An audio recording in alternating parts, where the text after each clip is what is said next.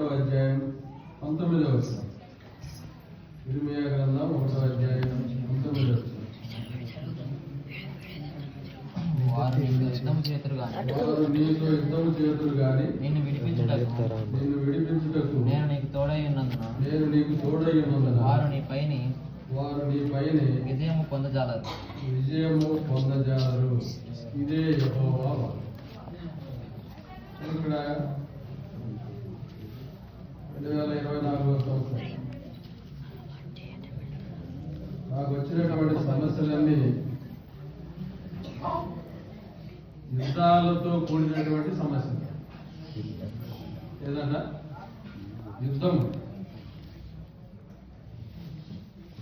శత్రువు, ఈ లోక సంబంధులు, తర్వాత నా శరీరము